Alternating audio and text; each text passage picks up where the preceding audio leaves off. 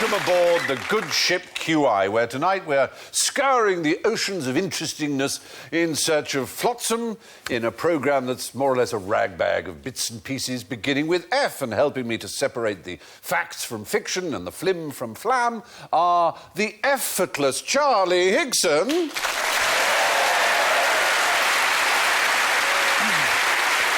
The effervescent Andy Hamilton.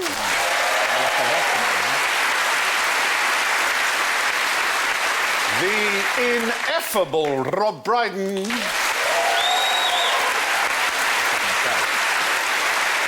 And the sweet F in sweet FA, Alan Davis. But before we slip anchor and catch the tide, Matterlows, let me inspect your bell buttons. So Charlie goes... Andy goes...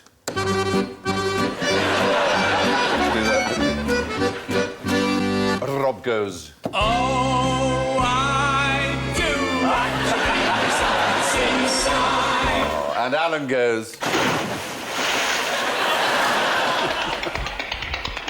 What is it, lad? Hey, darling, in the water.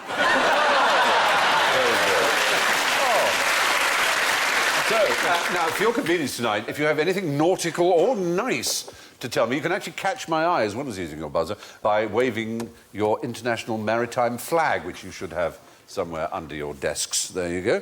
Charlie, yours is R Romeo in the MCC colours there, and that means... it looks like... I think it's a kind of nautical bumper sticker. Yeah. It's like, my other ship is a destroyer. Oh, very good. It actually means you can feel your way past me. That's its meaning there, but I'm going to be pretty... How do you do that? And that's not a proper nautical term. No, surely. well, it's the way is off my ship. You may feel your way past me. And yours is a Z, Z Zulu. It actually means I require a tug. So, come and see me in my cabin. I'll see what I can do. No, I think I won't be needing that. And yours, Rob, there? It's actually J, or Juliet, J Juliet, and it means I'm on fire. How strangely So you can come to my cabin as well. Or it has a second meaning, which is I'm leaking. So, Alan, yours is... Coming up behind.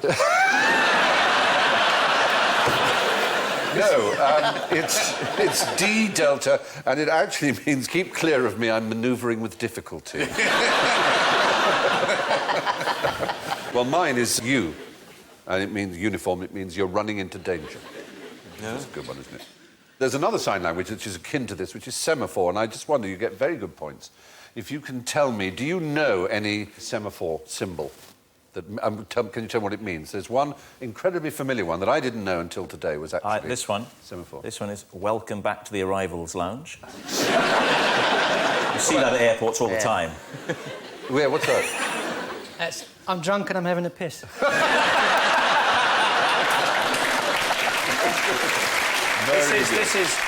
This is Stand and Deliver. Oh, yes, man, very good. If I were to tell you that 2 arms down like that is N, and up here is D, ND, standing for nuclear disarmament in a circle, Oh, C and D. is the ban the bomb symbol.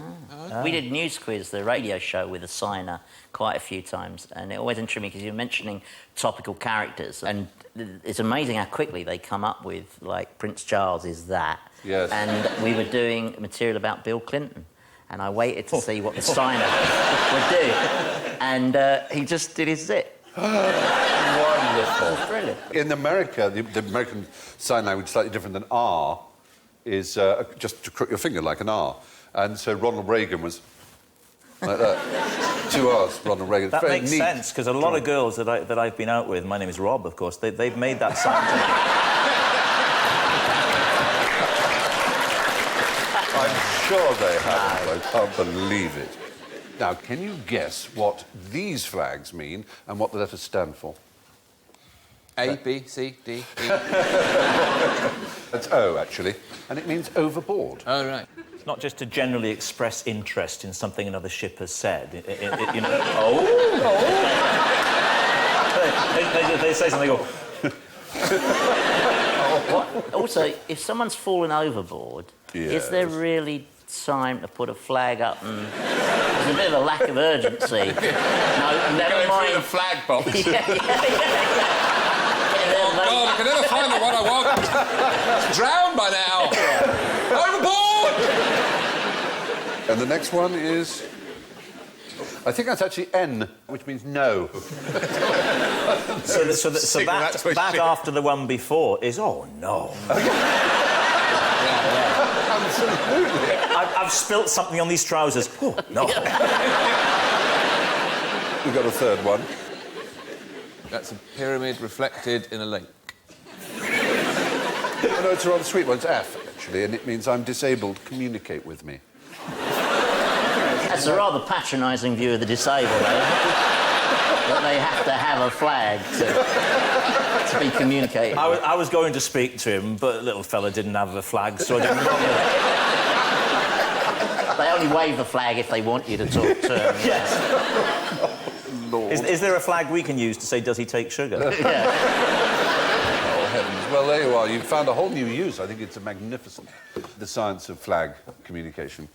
It's more or less fallen as it is used these days, obviously, but they used it most famously when? What's the kind of famous signal that was sent in The Battle of Trafalgar. 1805, exactly. And what was that? Do you remember? Well, it's commonly quoted as England expects every man shall do his duty, but Yeah. they reckon that was a slight mistranslation. It said something slightly different. Well, actually, Nelson instructed his signal master to say, Nelson confides that every man shall do his duty. Confide meant in those days has faith in the fact that, as it were. And neither Nelson nor confide were flags. There was no flag for them. But there was one for England and there was one for expects. So it became England expects that every man shall do his duty, yeah. Why couldn't they do Nelson? If there's a flag for N and a flag for E and a You flag... could have done it letter by letter. Obviously, you can do that. They'd yeah. been shot by the French before they finished it. But it's lucky they had flags for do their duty. Yes. You know, if they could only use the flags they had. Yeah. It's- Say, sorry, Nelson, we've only got go home now. It's, it's Nanny's flag for have a poo. Make sure you've done your duty. There we are. Oh, anyway. Sorry. It's awful when you make a sort of observational comic remark, you realise you're the only person in a room of 1,000 people to whom that means anything. No, all the audience were nodding. in recognition. Yes, my They all say that used to their say dogs. that too. Yeah, anyway, fair enough. One more question on the subject. Who burns the most American flags? Yay. Americans. You're absolutely right. We were hoping you'd say Iranians or something right. like that. It's absolutely right. But more than that, it's a particular group of Americans, oddly enough. The worst American flag company. Because they get them, they put the stars down the wrong cop. Like, God damn it, they'd say. They would. I was going to say bloody hell, but they would No, say, you're right. oh, Yeah. I jack think shit. it's not and the they Klan, would is it? do it. No, it would be... Not the KKK. Do they burn the flag? No. No, they don't. Would it be launderers? People who iron flags for a living? Would that... Oddly enough, it's the Boy Scouts of America and the American Legion, because the Americans, as you know, have an almost religious view of their flags. yeah. And if they get dirty and tatty, you have to dispose of them. And it's advised the best way to dispose of it with dignity is to burn it. I was a Boy Scout, and we went to an international jamboree in Sweden. And we were given the place next to the American Boy Scouts, who was squeaky clean, and got up at like 7:30 in the morning for this almost, like you say, religious running up of the flag. Yeah. You know, and we found this quite irritating every morning. You know, we're having breakfast, trying to drink our lager and stuff. And they were... And we had a kid with us called John Pennington, who was fantastically fast. He was like Billy Whiz. And John went across and stole it and ran off into the woods. And it caused a sort of minor international incident. We had this delegation of the organisers came to see us and said, the Americans are saying if you don't return their flag, they're going home. We thought, result. We thought, that's great. So in the end, grudgingly, we returned their flag. But it was a very good early insight into American foreign policy. Well, because we have a royal family, we don't have to invest our sense of patriotism and statehood and everything into something as odd as a flag, whereas Americans don't have that. They have to sort of use this flag, and they really are very sensitive. Nobody cares about the Union Jack particularly. I mean, it's sometimes flown upside down. As we're being very dull and pedantic, which is what one does on this show, Yeah. are we not supposed to call it the Union flag? Yeah, it's a very good point. It's only the Union Jack. I mean, that was boring. There's It nothing is the funny Union about Jack, it. though, when When what? flying from a flying From a boat. from a boat. Yes. It's a what? It's a Union Jack then. It's only a Jack when it's on a boat. Yeah. There is one state flag in the United States of America that has our Union flag, what we would wrongly call the Union Jack, as part of it, quarter of it. Do you know which state it is in the Union? Tennessee. No. Ohio. Alabama. No, it's Hawaii. Well, I was just about to say. Hawaii. Anyway, yes, the Boy Scouts of America, burning an old worn-out flag is considered the most dignified way of disposing of it. Right, while we're all at sea, what's the difference between Flotsam and Jetsam? One floats and one sinks. No. One is spelt with a J, one's spelt with a There are four kinds of wreckage. Flotsam is something that's fallen off a ship because it's got wrecked or something, and Jetsam has actually been thrown off by someone. Yes, correct. Jetsam has been jettisoned. Very good. Very good. How do we know that? Did you really work that out? Yeah. Well, it's, From you know, jeter, the some French of us, to throw. some of us paid He's pretty attention good. at school, Alan. Not that one again. That seems to be the root of all my problems. Just wasn't I interested. can also tell you that lagan is what's on the bottom of the sea. You're absolutely right. And there's only But you one said there's more. a fourth one. There is a fourth one. Lagan is cargo that is lying at the bottom of the ocean, sometimes marked by a buoy, which can be reclaimed. But there's another one which lies at the bottom of the ocean which no one has any hope of reclaiming. and That's derelict. Derelict. So they're the four classes of wreckage according to the 1995 Act, which covers these things. But the odd thing is, if you find such a piece of wreckage from a ship and you decide to keep it, you can be fined £2,500. You have to pay twice the value of it to the owner of the original ship. You have to have salvage right. Yeah, it's very, very strict. But does that date back to the days when all the West Country and its keep off, They call them luring Cornish people onto wreckers. rocks? That's like if you run over a pheasant Yeah. and pick it up, yeah. then that's a crime. But if you're following someone and they've run over the pheasant and you just find it... I found this out because we did some filming once for Jonathan Creek and we were filming on a big estate and there were pheasants everywhere and all the crew had to drive into this house every morning and the pheasants, stupidly, the way they fed the pheasants was from a truck. Oh, no. So any time a vehicle came past, pheasants would come and run towards the road. And on about the fourth morning, Billy, the best boy, had just had enough of slowing down for every pheasant and did about 6 of them. And then the people behind picked him up. Why do you think it is then when you're in Australia you see so many dead kangaroos at the side of the road when in the outback there is lots of other space? Why would they be at the roadside? Because water gathers on the road surface and they come to drink there. Yeah. That's interesting. It's certainly not... No, that's good. I've seen it. Did you want that not to be an answer? No, I knew the answer and I was hoping you were going to say I don't know. I was going to say the answer. Thanks for that. Now, from Flotsam to fan clubs. You'll remember that famous double act, Batman and Robin. What did the boy wonder use to sign his autograph? Beside the seaside. Well, that boy wonder from the television series was played by Burt Ward. And ironically, he was Bruce Wayne's young ward Dick, wasn't he? Dick Grayson. Yep. And he went on to a career in pornography. So I'm wondering, therefore, if this is a novelty question and if he signed it with his... He used to see a young lady and say, quick, to the bat pole. He wrote an autobiography called something like A Life in Tights, and it was basically just very sex. good, Charlie Sex on Higson. every page. He wrote an autobiography called Boy Wonder, My Life in Tights. And he revealed in that he did send autographs to thousands of women using what he called bat sperm to sign his name. Was it actually bat sperm? Which is another degree of awfulness, isn't it? Well, a fiendish plan. Hundreds of bats. Come on. He called it the ultimate autograph, and apparently Batman watched. According to his book. He watched which part of the proceeding did he watch? Can I watch? Bert? Sure, Adam. How many times would you want to watch something like that, though? I mean, I can see a certain kind of morbid fascination. Can you? Well, yeah. I'm just getting a message here. I rather misunderstood about Bert and his spat sperm. Apparently...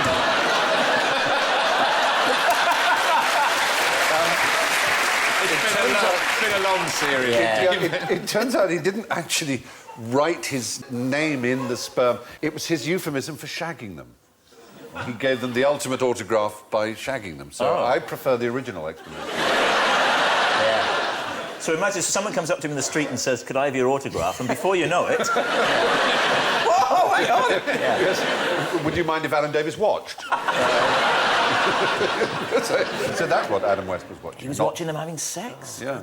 That goes on a lot in show business. I think to the average man in the street, the idea of watching another person having sex is a bit odd. But I think within the world of show business, press and company excluded, you do hear stories of that sort of thing going on, don't you? Do you? Dad's Army were famous. Dad's Army? Stop it! Stop it! How dare you? Yeah. Will do! They don't like it up them. Oh, dear me. My sister told me what?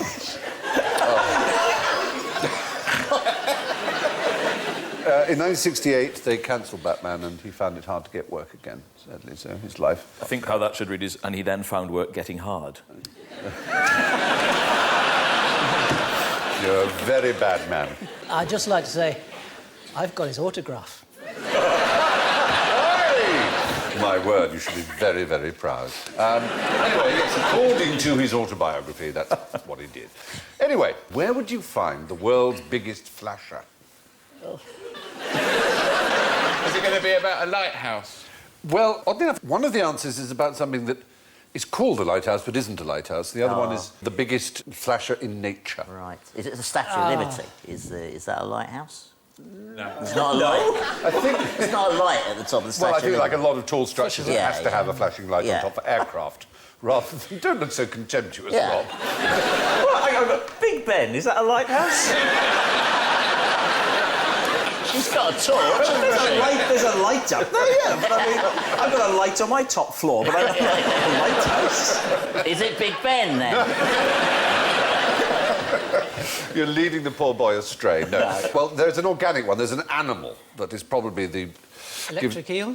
But you're in the right ballpark. One of those fish like they have in Finding Nemo.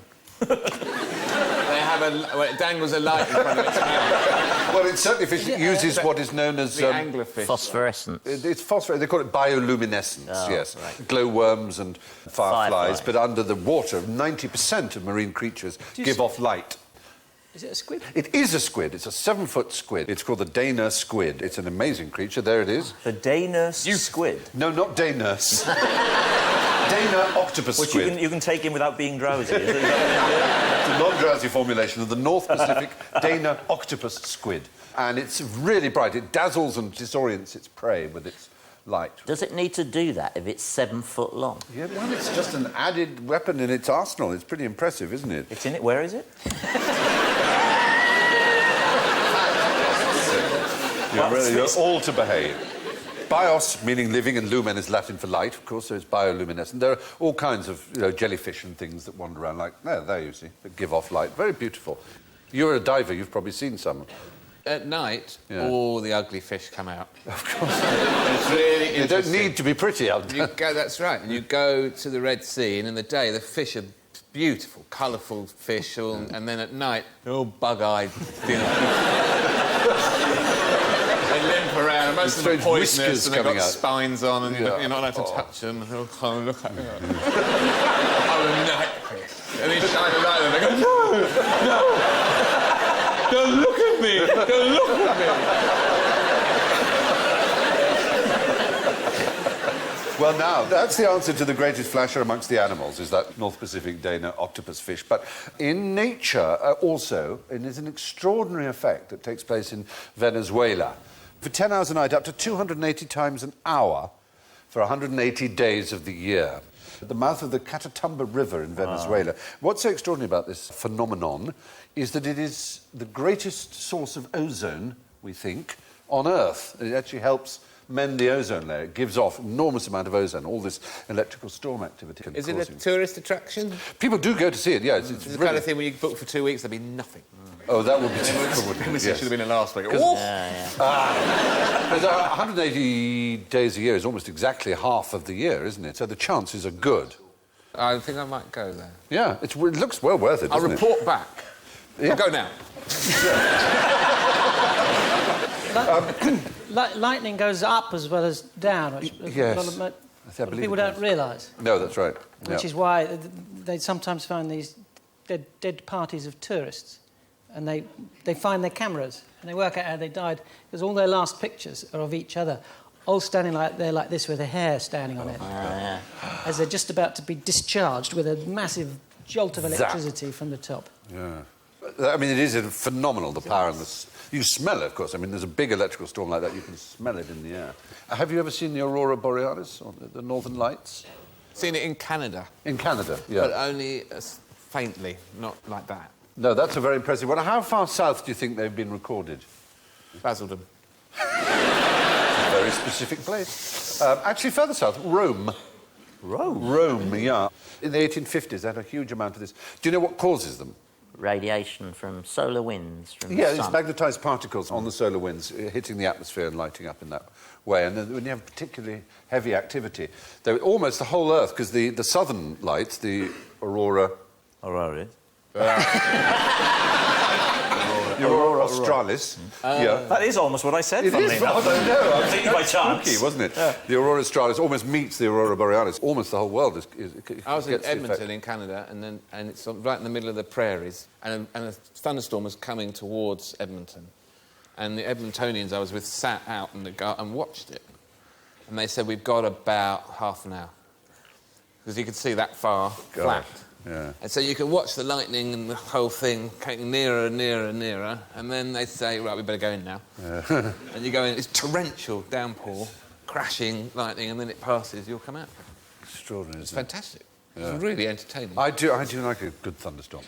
I went to Ayers Rock, Uluru, in Australia, and there was an electrical storm while I was in a helicopter flying around Uluru. And I remember the Australians always laid back.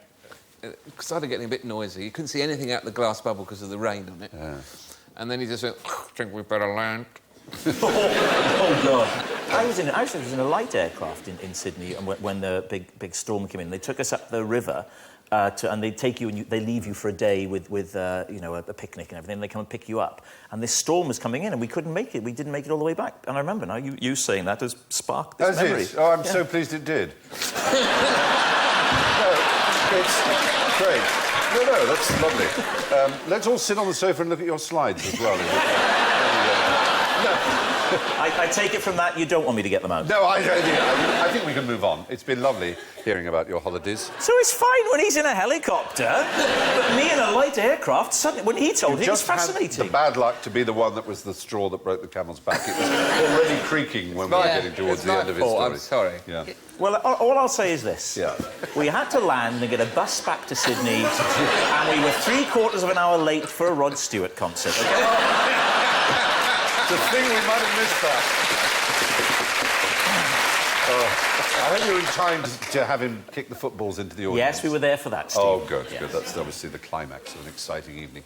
So, Talindia dani, species of squid, is the largest creature to use bioluminescence. However, an even bigger flasher, of course, is the lightning show in Venezuela at the mouth of the Catatumbo River. Moving on now to a question of fragrance. Why did the East German secret police steal people's underwear? Beside the seaside. Yes, Rob. So that they could say to them, "You may now go. You are no longer under a vest." Oh, I say, that's very good. It's not bad, is it? It's very impressive. It's a sort of play on words. It almost is. You get an accent in there. I mean, there's something for everyone, really. Excellent. Did they want to see how frightened people were of them? That would certainly reveal that. What do you remember what they were called? Stasi. The Stasi, yep. Was it to see if people were in contact with the West? Well, it was a way of trying to keep track on their dissidents, almost literally, really. What they wanted was a sort of database of the smell of all their dissidents, so that their dogs would recognise them. Oh, my God. Really? So everyone they thought was a danger, might escape, might need tracking down. They started off by swabbing them with yellow sort of rags and asked them to swab their underarms and their groins and put them in a jar. Yeah. And then they invented a chair, which sort of... There you see some of the collected ones there. And then they invented a sort of chair that would collect the sweaty bits and the only people in the Stasi, surely, that would want that job would be the major pervs, wouldn't they? I mean, seriously. When they go for the interview, so what do you think you could bring to the Stasi? I'd like very much to be the guy that goes out and swabs all the dissidents under their arms. I'm thinking I would enjoy this ever so much. Oh, and they did it for years. You're absolutely, I mean, it is most peculiar. It does sound like a new perfume range, though, doesn't it? Dissidents from Calvin Klein.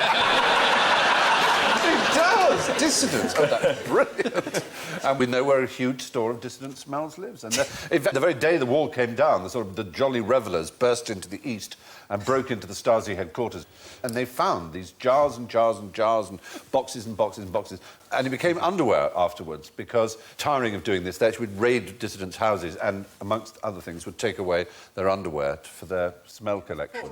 But the odd thing is, there's something very German about this because only last year the unified German government started doing the same thing with suspects, with people they thought would be violent, anti-G8, anti-globalism protesters. They started collecting their smells. I mean, we locked them up for 42 days. They took it. Let's press on now to feasts. How did the Borgia Pope Alexander VI celebrate the Feast of the Chestnuts? There is Alessandro Say. He had someone stuffed with chestnuts. Oh, that's horrible, isn't it? That's a punishment. Yeah. No, he was pretty... This is a pope we're talking about. His Holiness the Pope. Actually, no, he had prostitutes, naked prostitutes. He would throw the chestnuts on the floor and they would grovel after them, picking them up with their teeth. Of course, it's because he was a pope. Because sort of... Exactly. Yeah. He wouldn't stuff people with chestnuts. He was a pope. I thought it was going to be something salacious, but that's not... Why can't we have popes like that? We have these popes who go They may around. be like that. Yeah, maybe they are. We don't know. And there was one, Formosus, who made such an enemy of his successor that when his successor was Stephen VI as Pope, had him dug up and put on trial. His body was put on trial. And he spent most of the trial yelling at the corpse, and someone behind it had to move his... I'm kidding. What do you got to say to that? Exactly. As I thought, nothing. When they could get a word in, someone standing behind it would say, you know, like a ventriloquist would say, that he denied the charges. Anyway, he was then condemned... to death. His 3 fingers he used to do papal blessings with were cut off his skeleton. Did the man behind go, ow! Oh, my fingers! And he was condemned to be reburied in a common grave. But then... No, not a common grave! Yes. But then... Come back in the box! But then Stephen... Get back in the box! No, get me out of the box! Get back in the box! No, get me out of the box! But Stephen, who had done this to him, he was deposed, imprisoned and then strangled. And then another pope called John IX, he brought Formosus back. His body had been rescued from the common grave. He was reburied as a pope again, so it was all well in Was the he end. found innocent? Was he? Yeah, he was body... found innocent, exactly. That's a TV series, probably, isn't it? Yeah. Pope Trial. It's a long-running, certainly a long-running West End show. Even as I say that, there's a Channel 4 executive out there going, do you know what? I could see Ray Winston as a corrupt pope, couldn't you? Brilliant. Oi, you slag! Chestnuts on the floor! Forage!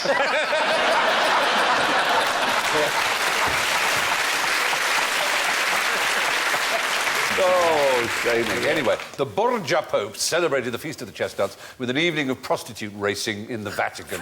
Now, lastly, once again, to F4 forfeit. It's general ignorance, so fingers on those buzzers, if you please. Name the inventor of rugby football. Yes. It was invented at rugby school when a boy picked the ball up and ran with it. Yeah. Yeah, except it wasn't, oddly enough. But I thought you might know his name. But William Webb Ellis. Oh, thank you. That was like a Captain Oates job. I just Thank you, threw indeed. You myself. sacrificed yourself. You threw yourself on the grenade. The Rugby World Cup? The Webb Ellis Cup, yes. The odd thing is that they have this little memorial saying that with a fine disregard for the rules that the game has played, he first picked up the ball and ran, as if they'd all been playing football. But football wasn't codified till after they're claiming this rugby game happened. Rugby is an older game, and there were lots of ball handling games like that, so no one really believes it. The story was first told 3 years after Webb Ellis died. And in the original Football Association rules, you were allowed to catch the ball, weren't you? Yeah, I believe you were. Until it was... Can we see the picture again that was up before it? The one of... you look at that and you think, my God, prison life gets easier as each day goes by. I love those old Victorian team. I do, because they're lounging about casually. Quite often there'll be someone lying down. But when did those team photos start? When did people start? When was it something to do with the war? When they suddenly it's all in lines, rigid lines, hands on the... But all the Victorian era ones are great. They are, they're absolutely loungy. Sometimes they're just draped over one another. Yeah, why are they... When did it change? Because you'd think, if anything, they'd been more rigid in that, you know, they would have been more likely to be nicely in rows and all together, and less so as the years have gone on. If you absolutely had to, which one would you?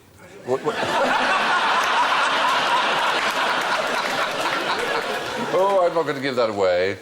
Oh. Which one would you first? Oh, just so Your bad. stamina is...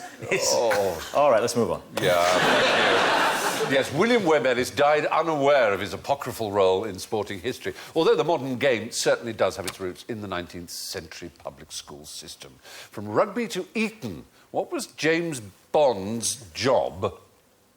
He was a secret agent. Is that what you want? Yeah. No, in the British Secret Service, an agent is an informant to what Bond was, which was an intelligence officer.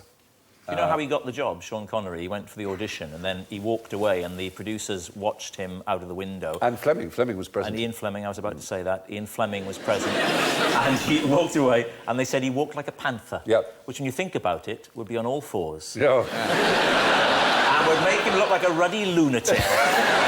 Not the sort of man you want botching up the schedule on an expensive film. Oh, look at him, he's doing it again. Sean, please, get up. There are no chestnuts down there, Sean, baby. But, no, he does have a fabulously lithe walk, didn't he? What's the difference between your walk and your gait? Is it the same thing? Not exactly, is it? The gait is the sort of picture, the angle, it's the signature of your walk. You can recognise someone by their gait. Can your gait be when you're stood still? They can be still. I recognise her by her gait. Yeah.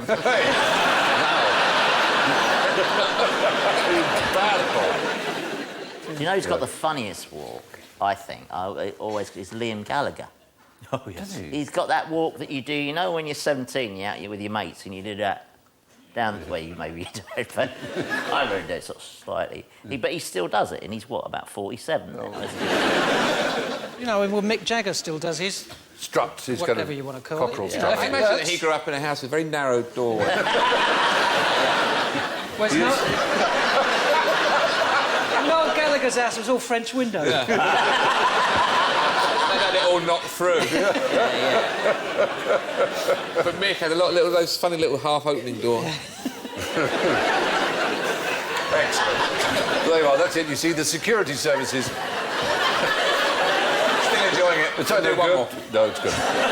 He is virtually arseless, isn't he, Mick Jagger? He has no bottom. It's really odd. Someone else who's arseless is Ian McShane. Is he arseless? Told on quite good authority by a costume person. Really? It came up in conversation. Someone was saying, "Oh, Deadwood's very good. Have you seen Deadwood?" And someone just went, "No bum." Well, he must have. Mechanically, he must have something. He folds himself. He's got an anus. I'm sure he's got an anus. They have Oh, to... all right, yeah. No buttocks. It's fascinating. That's the point. Flat. It's a nightmare for a dresser, because they keep falling... They have to staple his trousers to... He has to have a little dress to go behind him with all the scenes, just holding them up. You put a little pelmet across there and just hang them from then. You could. Arse helmet. The security services actually call their staff officers, agents or informants who are not members of staff. Why is Bedfordshire quite like Uzbekistan and Liechtenstein? Bedford's not got some claim to it being independent or something. It's No. Think about it on a map. Same size? No, Uzbekistan's vast, isn't it? Got no coastline? Not only is there no coastline, but... There's no rivers. They're what is known as doubly landlocked. No rivers that connect to the sea? No, it's if you look at... you've got to go through someone else? Yeah, you have to go through two countries to get to the coast, not one. And that's very Hang on, rare. if you're in Bedfordshire, what are the two countries you go through? In the case of Bedfordshire, it's counties, of course. Okay. So it doesn't really Well, that's a typing error. That's not a... You can be a landlocked county, a landlocked country, or in the case of yeah. Nebraska and Kansas, a landlocked states, for example. We might even have a look at Uzbekistan as well on the map, and as you see, you have to get through two countries, in this case, Turkmenistan and Iran, to get to the sea. So it's very doubly landlocked, that's the point, which makes it very difficult for a country to get, obviously. Are we going to see Bedfordshire, Stephen? Would you like to see Bedfordshire? You shall see Bedfordshire. Oh, there it is. There we are, OK, now Northamptonshire would be doubly landlocked if it didn't have a tiny 19-yard boundary with Lincolnshire. Yeah, amazing, isn't it? Otherwise it would... Yeah, well, not that amazing, all right. OK. But the West Midland County, if you can call it a county, I never really accept these as counties, the Metropolitan County of the West Midlands is also doubly landlocked, you could argue, I think. You don't accept the West Midlands? Well, I don't think of it as a shire, you know, as a county. He's in denial. It's really sad. I mean, lovely in place, but why not, you know, Warwickshire and things, so much easier if they're all shire. Now, here's an easy one for you. What's the maximum amount of times you can fold a piece of paper in half? 7. 7, no. Yep. And you had an answer too? 8. Would there be a maximum? Yes. Yeah, have you never tried it? Try. Yeah, Try. try. Not now. Try. Here's some. Oh, paper. There, pass one along to the boy next to you. Come on. Start folding. 2. Oh, Is it a race? 3. 24. 5. I'm struggling on 6, Stephen. Yeah, you would be. They got some very exciting ideas for TV programmes these days. Paper folding, live. I can't do 7, I'm out at 6. I'm at 6. Yeah, that's that particular piece of paper, the A4 size. But an extraordinary thing, an American schoolchild developed a formula for determining the folding of paper, and we have that formula for you. You can examine it. There it is. She was very impressive. Her name was Brittany Gallivan. And what it shows is, if you feed the various variables into it, W is width, T is thickness of paper, L is length of paper, that what you need is length and thickness in order to get the right number. That's them. That's them. The audience. That's them. Yeah. You're running into danger. Yeah. That's just going to be snipped out straight on YouTube. It'll be a ringtone, it'll be everything. What you need is length Are and you thickness. flirting with me? Damn you all. You want... And that'll be for text messages. You want T to be a low number, so thickness is, if I'd finished, thickness low, length long, right? And she demonstrated this by using a long sheet of lavatory paper, in fact, which was very thin, and she managed to fold it 12 times. And finally, what does it mean when the Union flag is flying over Buckingham Palace? Yes, young Andrew. I'm going to regret this. It means the Queen's home. Come and have a cup of tea. That's what it means. The Queen's in. No, it does not mean the Queen's home. It means... Yep. It means the Queen is about to get home. Put the electric blanket on. Do they fly the Royal Standard when the Queen... When the Queen is home, they fly the Royal Standard. Since 1997, when the Queen is not home, they fly the Union flag. Beside the seaside. It was Princess Diana. Princess Diana died. The Queen was in Balmoral, being played by Helen Mirren at the time, if you remember. And what happened was there was no flag to fly at half-mast. You couldn't fly the Royal Standard at half-mast because it was against all protocol. It was such a mess, the whole thing, that they then decided, all right, in future, just in case the sovereign is not at home, instead of there being, as you say, a bare flagpole, we will have the Union flag, so that then, when someone dies that the nation decides it's very fond of, they can go half-mast with that.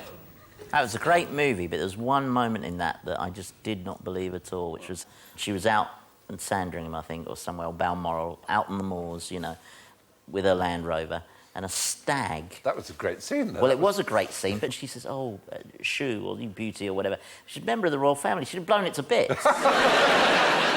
They should have dubbed on Philip. Keep it there! He's talking to Betty. Come on. He called her cabbage in the film, didn't he, rather oddly? Because she smells like a cabbage. He, Imagine if you look round and I just wasn't here now.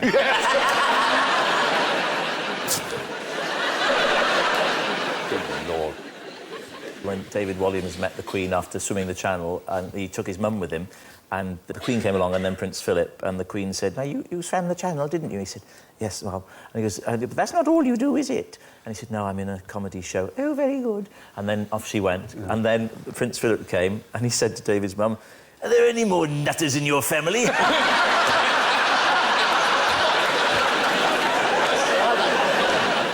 know someone who's got the Queen's pube in a matchbox.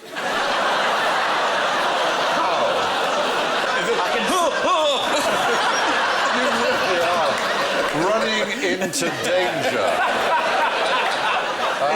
Because she was visiting the place where this person worked. Yeah, no, and you have to have a toilet set aside just for the Queen's. And she went, and they went in straight in afterwards, and there was a pube on the seat. Oh, that's appalling. He tweeted it out. Yeah. eBay. I'm having that. Yeah. Good. Anyway, the Queen's flag sergeant hoists the Union flag when the Queen is not in residence at Buckingham Palace. It's the royal standard that flies when the Queen is at home. And so we've circumnavigated the QI world and come all the way back to flags. But let's see who's been flying high with the wind in their sails and who's been flagging behind. Oh, my word, my goodnessy Wordington. Tonight, our Jolly Roger with 8 points is Charlie Higson.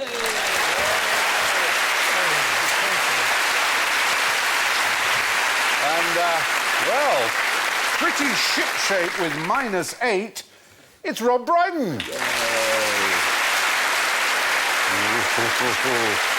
But sailing rather close to the wind with -15 points, Andy Hamilton. And finally, walking the plank with a report card that's all Fs, Alan with -19.